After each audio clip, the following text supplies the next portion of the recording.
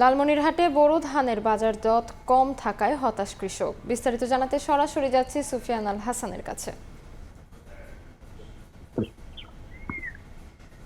এই মুহূর্তে আমি রয়েছি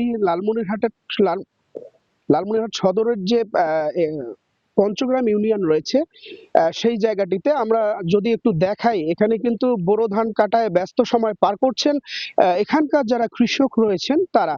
আমরা এখানে আসার পরে এই কৃষকদের সাথে কথা বলেছি। তারা আমাদেরকে যেমনটা জানিয়েছেন যে একটি 33% জমিতে ধান লাগানো থেকে শুরু করে ধান কাটা পর্যন্ত প্রায় 17,000 টাকার মতো তাদের খরচ হচ্ছে।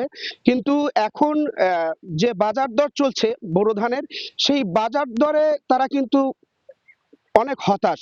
তারা যেমনটা জানিয়েছে যে বর্তমান 1 মণ ধান বিক্রি করে তারা পাচ্ছেন সর্বোচ্চ 750 থেকে 800 টাকা, যেখানে তাদের অর্ধেকের মতো খরচ, তারা যে ধানটা আবাদ করেছিল সেই খরচ কিন্তু তারা তুলতে পারছেন না।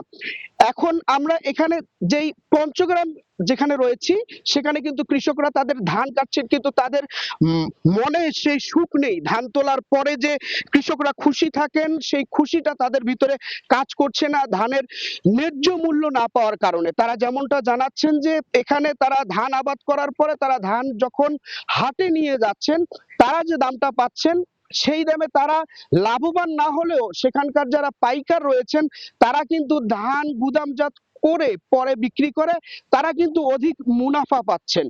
তারা আমাদেরকে এমনটা জানিয়েছেন।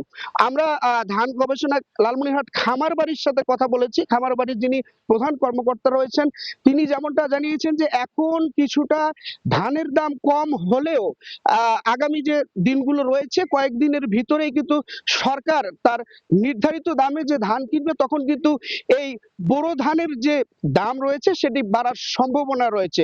তবে আমরা এখানে আসা কৃষকদের সাথে কথা বলে যেমনটা জানিয়েছি, প্রায় 33% জমিতে যদি আমরা দাম ধরি তাহলে প্রায় 3,500 টাকা এই ধান কর্তনে তাদের খরচ হচ্ছে।